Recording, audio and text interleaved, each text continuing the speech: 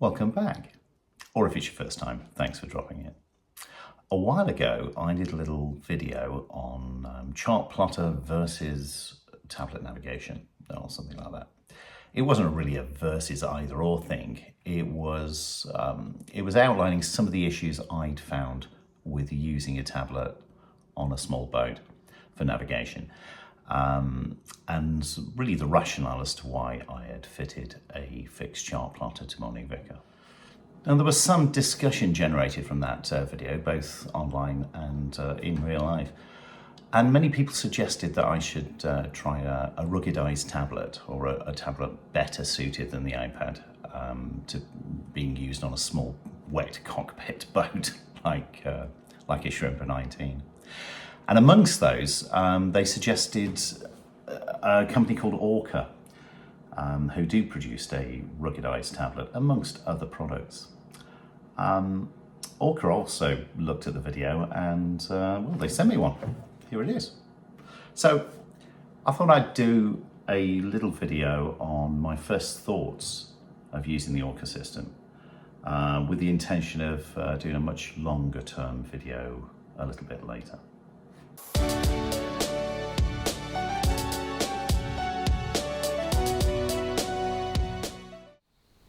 So the Orca system consists of three parts really. There's the software itself, and primarily I think Orca are a software company.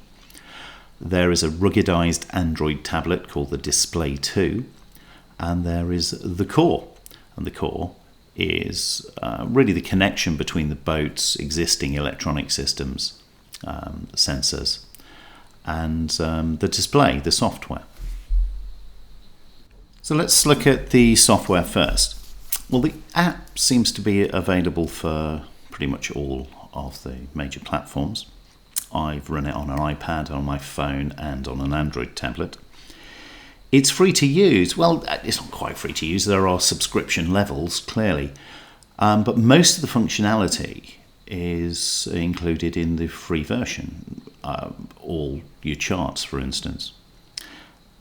Now, chart coverage across the world varies. It varies in the sources that Orca are using.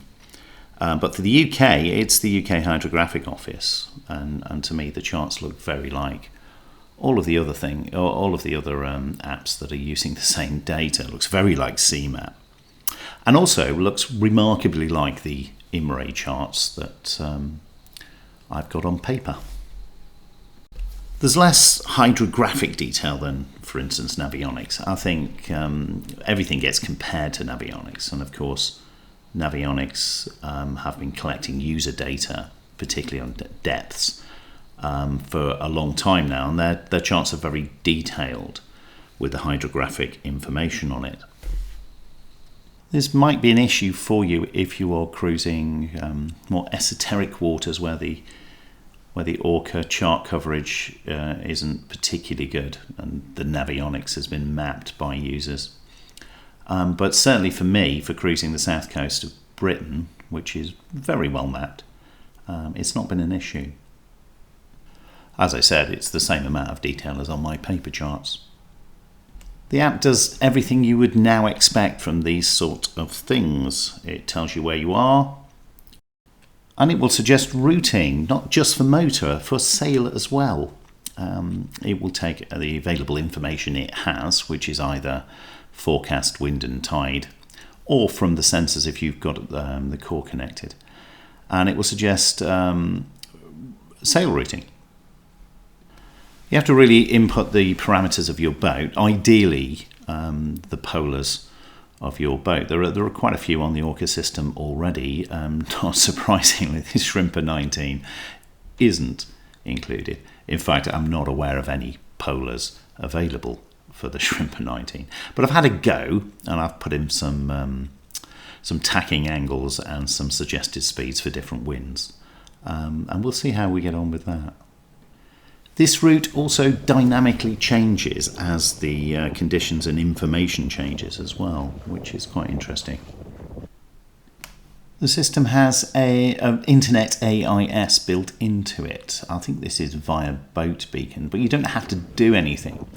to get it set up. I know in other apps you can get the AAS information on your screen. But in the Orca, what I like about it's just there out of the box. You don't have to worry about it. And as long as you've got internet connection, AIS information is just relayed onto your screen.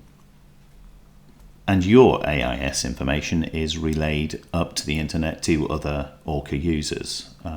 There's no mechanism to send it out there to everybody else, of course, yet.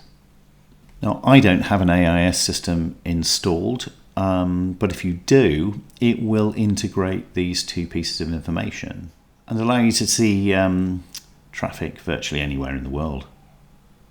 I think where the software differs from most is the gauge configuration. You can set the screen up, whatever you're running it on, to show whatever information it has in whatever form you want it. And if you have existing instruments and sensors on your boat that you can connect through the core, it means any one of these devices can become a fully functioning chart plotter or multifunction device. Anywhere on the boat, you can have up to 5 devices connected to the core. So your old iPhone, for instance, could be a second chart plotter in your bunk. And this system is bi-directional as well, so you can control your autopilot, if you have one, from your old iPhone whilst you're asleep below, if that's what you want to do. So onto the Display 2. Well, it's a ruggedized Android tablet.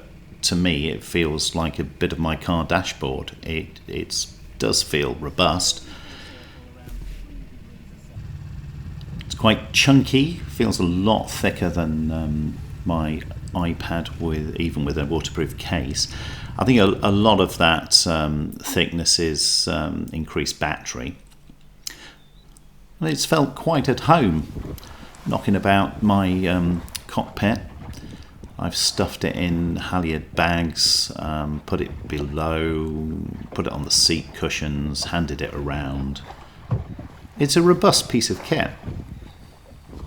And clearly it's been produced to try and address some of the known issues of tablet navigation, like I covered in the last video, namely battery time, screen brightness, the sensitivity of touch screen, over temperature cutoff, etc., etc. It's a very bright and clear screen, 1000 nits I'm told, whatever that means. It's not quite as bright as my Garmin plotter, but it's not far off, and it has a much higher resolution and is a bigger screen at 10 inches. It can be configured in virtually any arrangement of chart, screen and instrument display, and there are many individual screens that you can flick between. It's basically an Android tablet. It's a fully functioning Android tablet, and it will run any of your favourite apps at the same time. For instance, if you want the detail of Navionics, you can have Navionics on your Orca tablet and switch between the two depending on what you want. You also have the choice to use it as an Android tablet, i.e. you can use all of the inbuilt gesture navigation of an Android tablet and switch between apps by swiping, or, as I now prefer, you can lock it down and just use the Orca software side of it. You still have access to the other apps through the Orca menu system, but it means you don't accidentally swipe into another application whilst you try to fix a waypoint and navigate to it. And on a perfect summer's day in the cockpit when you're playing with your device, it's nice just to flick between things and look at the different functionality, etc., etc. But when the weather's not so good and you want the tablet to do what it's designed to do, i.e. get you home, I find it's best you just lock it down.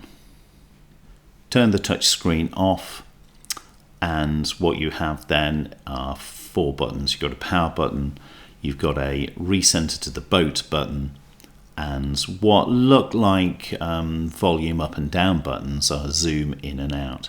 And that's kind of all you need once you've set everything up. And when the boat's pitching and heaving and there's spray and rain all over the screen, this will still do the job. To my mind, the Display 2 answers pretty much all of the issues I had with tablet navigation. Battery life is far better than you might imagine as well. I think they say 8 hours, maximum of 8 hours in the manual, and that seems reasonable. I've only used it for day sailing up to now, but 4, 5, 6 hours, and I'm down to about 30%. It's pretty good. And the Display 2 as a standalone device is a viable option for many people in small boats. I might have just gone for this if I'd have had it before the chart plotter. But where it really comes alive, where it really differentiates from most of the other systems on the market, is when you connect the Core 2 to it. So let's have a look at that. So the Core is an interesting bit of kit. It is designed to fit into your NMEA 2000 system, or actually become the start of such a system. NEMA 2000 is basically a CAN bus system for yachts, a bit like the CAN bus that your car uses. It's nice and robust, and basically each instrument, each bit of information from each sensor, wind, depth, speed, etc., gets packaged up and sent over this system so that any multifunctional display, any display or device that's capable of reading it can read it and display it to you.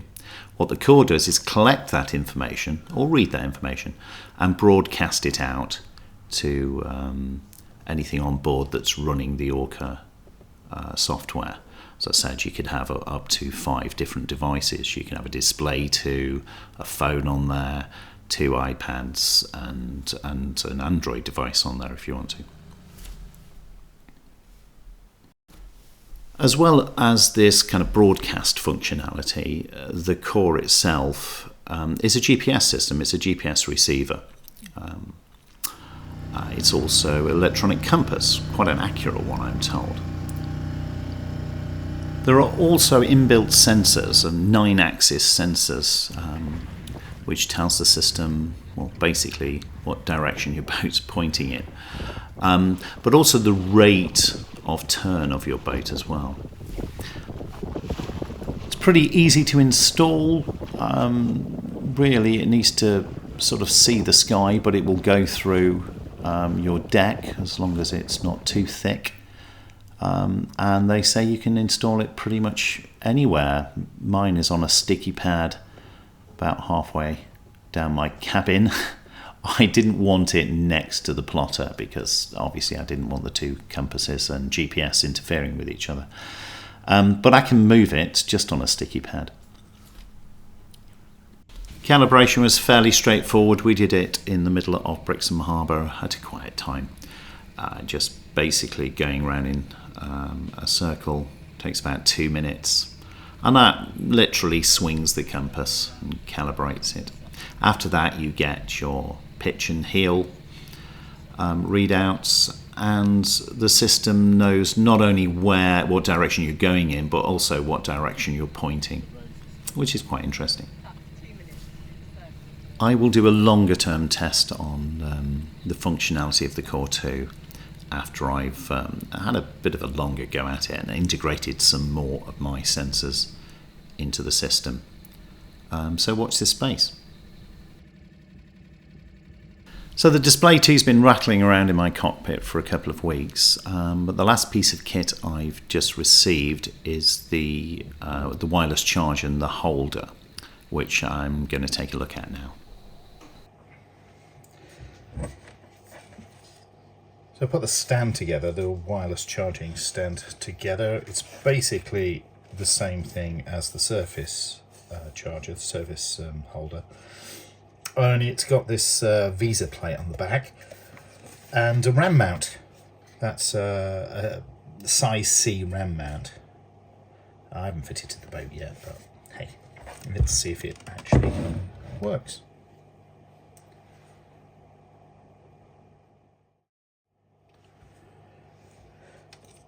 The mount has a 2-core cable coming out. Weirdly, it's brown and white. I don't know why. Presumably Norwegians don't follow the same convention as the rest of the world. Negative is white and live is brown. So I suppose that does kind of work. I've got it on power supply here. 12.8 volts. So when it's resting, it's pulling in very, very little. There is actually, I don't know if you can see, let me move the camera. There is actually an LED on the back of it which is blinking. So it shows you it's got power, but not charging anything.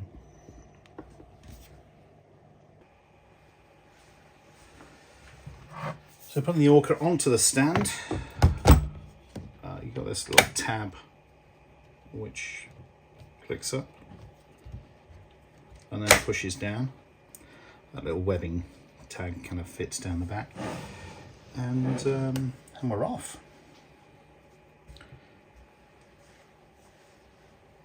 I think it's about half charged at the moment, so it's pulling about 1.5 amps, a bit over 1.6, 1.7.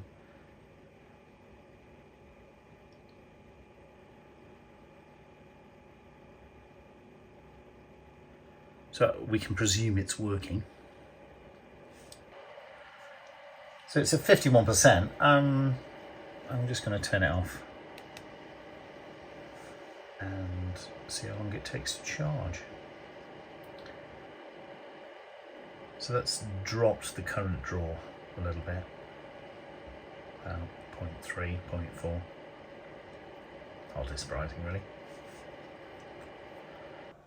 Took about 3 hours to charge from 50% to 100%. And when fully charged, draws about 0.6 of an amp. With the screen off.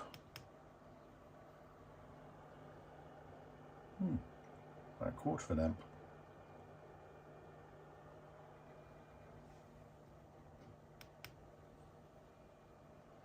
So I'm off to fit this to the boat now, and I will be back at some point with a longer term review of the whole system. Many thanks for watching this far. Hope it's been helpful.